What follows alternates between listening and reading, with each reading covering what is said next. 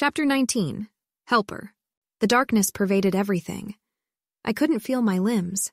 I couldn't tell if I was breathing. I didn't know if my eyes were open. No pain, no comfort, no warmth, no cold, no up or down, no plain taste of nothing in my mouth, or even the buzz of my own heartbeat. Nothing at all. I wondered how long it would take me to go insane. Alec, I guessed. But while it seemed likely that this was what it felt like, didn't feel like, rather, to be under his blanket of sensory deprivation, I didn't know why he'd be doing it to me. Unless somehow, presumably without Addie's help, the Volturi were aware of my tinkering with Chelsea's work. I felt a moment of profound stupidity for not trying to get Addie's help directly with that. Hadn't Chelsea been looking at me suspiciously for long enough that I ought to have asked? Wouldn't it be in Addie's interests, at least as she stated them, for Chelsea's suspicions to never get to the point of action, as long as I wasn't trying to escape? And had decided to kill me. If they were going to kill me, they would kill Jake too. Jake. He was out of range. Of course he was completely out of range. I'd only just acquired any range at all. But maybe I could learn very fast. Maybe if I regretted stalling enough, or felt stupid enough for asking about time off when I might need more useful powers later, then I would be magically saved, allowed to time travel to the past and be more diligent and better and faster. Jake! Jake! Jakey need help! My power gave no feedback. If it was working, I couldn't tell. We'd never worked on how to target people I couldn't see. In fact, I didn't even know how I decided to send to someone I wasn't touching. I hadn't thought about it at all. I could be accidentally calling for help to Sulpicia, or some random human in Volterra, or someone else similarly unlikely to benefit me. I decided it would be safer to keep trying, to assume that everything I tried failed, and then think of what the next thing to do would be. If shouting for Jake hadn't worked, what would be the next plan? Images were easier. I'd been doing images since I was a baby. Memories were easier than made-up pictures. I screamed a visual of myself, the most distressed expression I'd ever seen on my own face in a mirror, and then did it again and again, ignoring the building tiredness. Suppose that hadn't worked. What would be the next thing to try? Talking to someone more nearby. Addie, are you still there? Did she still have my power, or... Memories crashed down into my mind.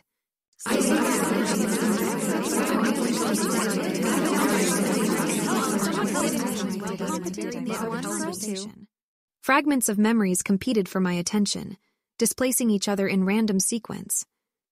I heard familiar voices and strangers, recalled places I recognized from my travels, and ones I'd never seen in my life. Watched thoughts march past in 100 languages that had all acquired eerie familiarity. Saw arbitrary snatches of life histories play out in vampire clarity and human blur. It was almost a day before I was lucid enough, and had gotten sufficiently accustomed to processing the memories that I could shove them aside and look at my surroundings in the present. Later, I asked Addie what happened, and she showed me. Vastly diminished efficacy, I report. Only a few seconds of the thoughts were new, of course.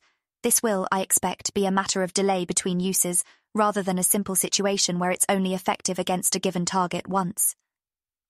It hadn't been disorienting at all to touch Arrow, even the first time, and receive a much larger payload of memory. But that was a benefit of his power. Very convenient, how he can store memories so neatly, even pruning redundancies when he reads a person for the second time, without his being consciously disturbed by any items he doesn't choose to examine. It's a wonderful power, and completely still, doing only the exact same thing at all times. However he may flutter about envying Edward's range, he didn't work on his talent when it counted. His power is a little like mine, actually. Both of us automatically helping ourselves to something of those we touch, both living mostly vicariously. And to be honest, my native power hasn't changed since I turned and acquired it in magical form in the first place. But given what I can do, that's a technicality. There's a witch born every minute and one turned every month or so. Before I have a chance to discourse further on the nature of witchcraft with my pupil, though, the dead, dark blankness of Alec's power creeps over me, and I have other things occupying my attention. Aro daren't attack me. He might have considered it before, in fact I'm sure he has. But I've given Elspeth range. I can advertise what he'd rather have kept between us to anyone nearby, even through Alec.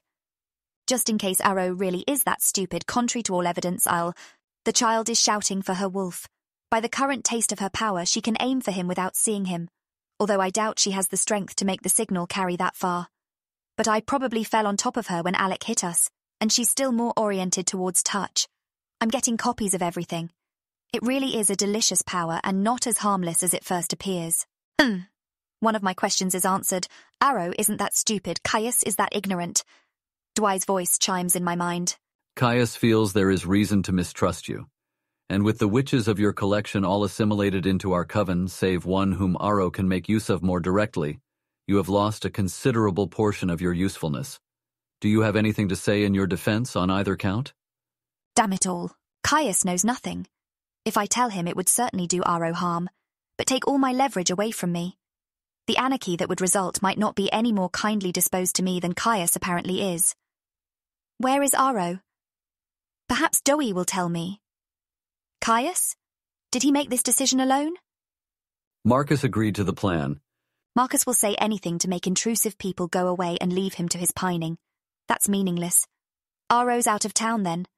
What would have triggered Caius to act at this most inopportune time, when I can't blackmail my way out of it? May I ask what prompted the choice? The witches have been up and about for a week and a half. There is a pause. The screaming girl is trying images now, Dewey tells me. Chelsea has been noticing odd disintegration of Elspeth's attitudes towards the coven for some time now, but thought nothing of it until she spoke to Jane, who had also noticed odd behavior in the girl and believes you to be responsible for it. They brought the matter to Caius in Aro's absence. Do you have anything to say for yourself? I would like the chance to speak to Aro, even if only through you before. Caius anticipated that request and has refused it. He suspects that you have some sort of unusual hold over Aro, and expects that Aro would be glad to have you gone, even if he'd argue for your being spared given the chance. Well, I can't fault Caius's inductive powers. That's more or less exactly the case. Why is Aro out of town? A disruptive coven in Nicaragua may have an interesting witch in it, whom he might pardon. Chelsea is with him. The girl has another idea. Addie, are you still there? Dewey, I imagine you don't like me much anymore, but we were friends once, I say, ignoring the child as a plan forms. I have nothing else to say, but I want to ask you to let me know who's going to kill me, and when. I won't feel anything, and I can't bear the thought of suddenly winking out of existence without knowing Dwight. A moment's pause, and he said, Saeed is going up with the saw. He'll start now. And in that moment, I slam everything into everyone the hybrid girl's power will let me touch. Alec's cloud of insensibility evaporates, and I'm free. I'm on my feet in an instant. Saeed is listing limply to one side, and the saw clatters out of his hand to the floor, having left only one stinging nick under my chin. I don't know how long this will last, but I do know I probably didn't get everyone in the compound. If I'm lucky, I got everyone who knew what was going on. Time to make a break for it. There's a window I can go out by. I can only care so much about the sunshine right now, but that's not what makes me hesitate. Elspeth, caught when I deployed her own weapon with my greater force, is even more insensate than Saeed. I'm not done with her yet. She'll slow me down, but... Her wolf bursts through the door, wild-eyed, and takes in the state of the room. One of her screams must have reached him. He rushes to her and picks her up, a growl in the back of his throat. Peace. I don't want her harmed, I say, as quick as I think he'll be able to comprehend me. Her power won't let him waste time doubting what I say. They might. You and she need sleep, and I don't. I'll help you get away. I could kill him, but it would take longer than I might have before the incapacitated vampires come out of their fugues. Or I could blast him with the memories too, but I'm not sure that they'd be able to take his attention from his imprint. More than likely, mated vampires I've caught in the push are only so caught because their mates aren't in immediate danger. I spin and throw myself out the window and hear him following. I don't need to look behind me. He has nowhere to go. He'll follow me as long as I reassure him periodically that I'm not planning to hurt his girl. I break into and hotwire a parked car, managing to do it without any humans noticing the shimmer on my hands or face. The wolf and the child go in the back seat, with her curled vacantly his arms while she makes confused noises. Best defense is to stay in crowded places, full of humans with cameras, I say. I don't think the Volturi are likely to be desperate enough to make a public scene, not when they can negotiate with me at any time through Douai once they've recovered. It was difficult enough to pass off this maze jailbreak as a mass hallucination, while only needing to kill 14 people. Do you still have your pack? Or have they been moved already? I'd have to phase to find out. No room for that in this car. Very well, let me think. I drive through Volterra at a snail's pace, but there are plenty of people milling about with cell phones, and I can put up enough of a fight, and so can the wolf, that we cannot be apprehended fast enough to prevent all possible onlookers from snapping a picture and sending it to a friend, impossible to identify or track down. What happened to Elspeth? The wolf demands rudely, all out of patience. Why is she half-conscious? The girl is mumbling words occasionally, but most of them aren't in English, so I can see why he wouldn't recognize them for what they are. I send him a summary the simple way, avoiding the need to verbally compose a story. That shuts him up while I maneuver around the city. I need to decide where to go. My old friends are all either the new members of the Volturi Guard, dead, or nomads nearly impossible to track down. The wolf's friends are all in the village. My pupil's friends are there too, and her former friends are, at least mostly, congregated in Alaska with the Volturi's reluctant spies, where they will be picked off for their disloyalty as it's convenient. I would like nothing more than to find some isolated place to take the child and her pet. It might even work for a time. Dimitri isn't in Volterra. He's off pursuing the inconsequential hobby or whatever it is that takes up so much of his time. He's gone as often as not, and he usually doesn't carry a phone on those excursions. For some reason, he prefers not to be interrupted while he's away on his trips. But he'll return eventually, and will be sent after us if they have any interest in our retrieval. I am excellent in a fight, but the feeble imitation of Jane that Elspeth has acquired won't let me hold off a team of memory blast immunized Volturi fighters on my own. Even a handful of allied vampires, witches or not, would give me a chance. Briefly, I regret not finding Dwi and taking his power before departing. It would be handy right about now. I could use it look up minor witch friends from long ago, too inconsequential in their powers for the Volturi to want them, and find out where they are and get them to join me. I think I've gotten 5 miles away from the compound. Edward will no longer be able to divulge my thoughts to Aro if he should investigate the captive's memories. Edward's power let me keep some tabs on what's going on in Denali. The Cullens have been busy collecting friends and allies. Last I heard, the Alaskan Coven was playing host to not only their cousins, but also Zafrina's ordinary sisters Kachiri and Senna, an English friend of Carlyle's called Alistair with a minor power, and 3 powerless American nomad singles called Garrett, Mary, and Randall. A poor showing, but then they probably could have gotten better attendance if the Volturi and I hadn't gone around snapping up all the best witches and their mates. How long is Elspeth going to be like this? The dog demands. I have no idea. I tell him, polite in spite of his ill-breeding.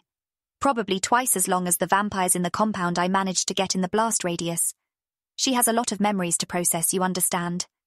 Every person Aro's ever touched, their entire life story from birth to the last moment he's come into contact with them, plus Aro himself, of course.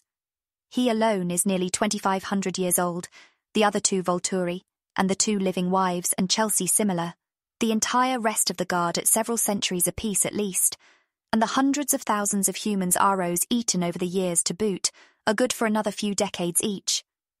And every random vampire who used to belong to the guard, or has ever passed through their hands, or who Aro investigated before having them executed, plus most of the wolves and imprints from your village, plus— I get it! It's a lot! The wolf snaps.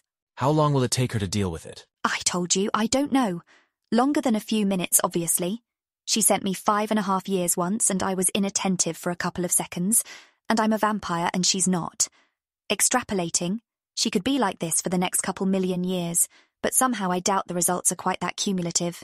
He makes an almost endearing whining noise when I say the word million, but I don't think it will really be that long. If I did, I would have abandoned her in the compound. She'll be rather uninteresting to me comatose.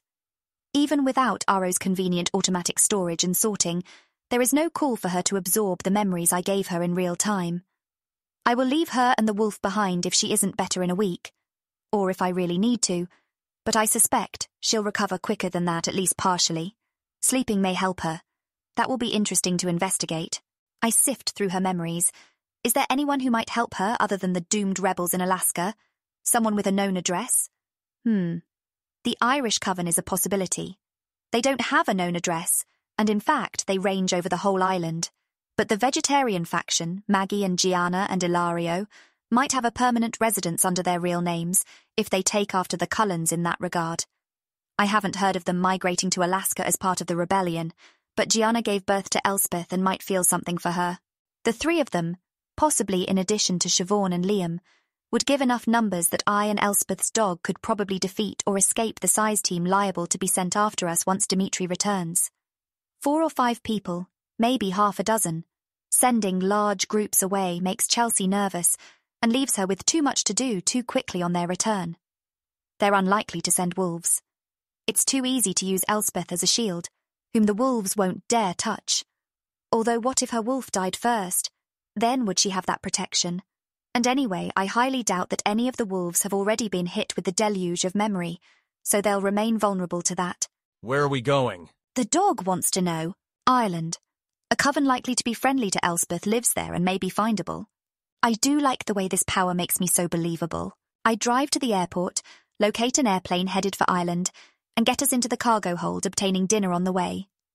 The wolf looks away and clutches at his girl, but I really don't care. I'm not going to turn into a soft-hearted swill drinker just because I'm travelling with this creature. Are you? I ask him. Planning to try to feed her solid food? She can probably swallow, I doubt she can chew. He shudders. I'll get her animals. You know, just out of curiosity as to what would happen, one of the guards tried feeding a captive witch under Alec's power animal blood once. She wouldn't swallow it. Apparently, you need a fair amount of willpower to manage the diet. It's not the sort of thing that will happen by reflex. Elspeth might be different in that respect from a vampire, I suppose.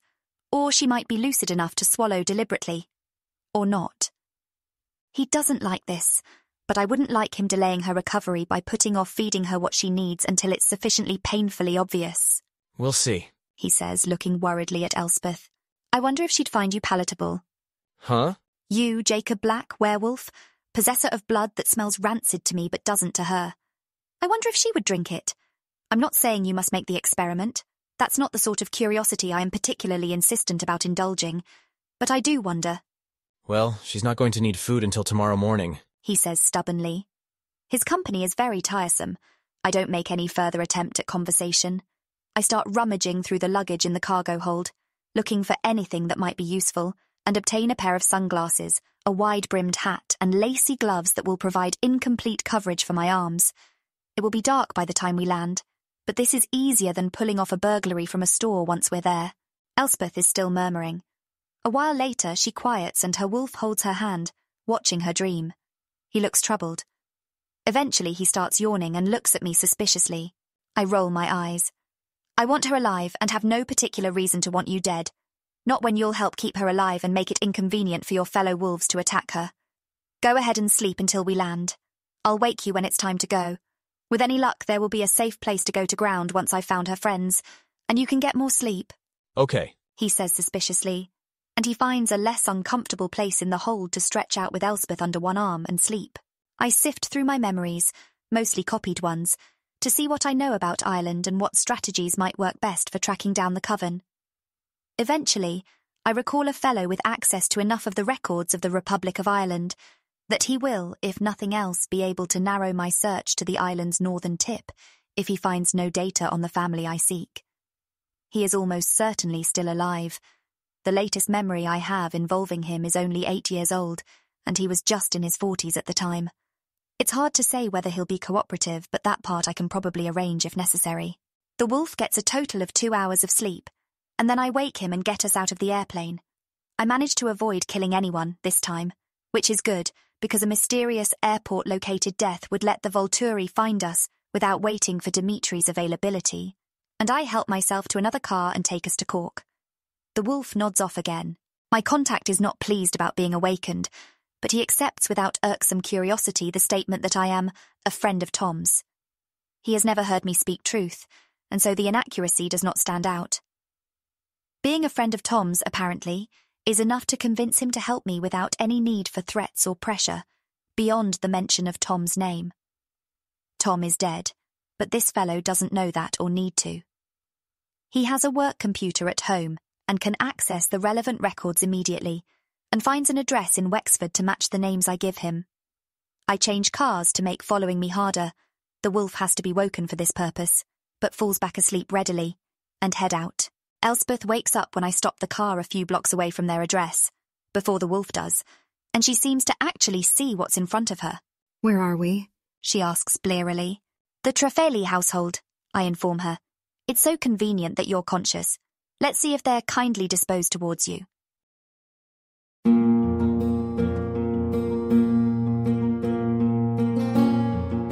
This has been an AI reading of the Rational Twilight fanfiction Luminosity by Alicorn, licensed under an Attribution Non-Commercial Share-alike 4.0 international agreement. If you wish to support this AI reading and others like it, please visit patreon.com/AskWhoCastsAI, where we are releasing episodes 4 weeks in advance of the regular feed. Thanks for listening.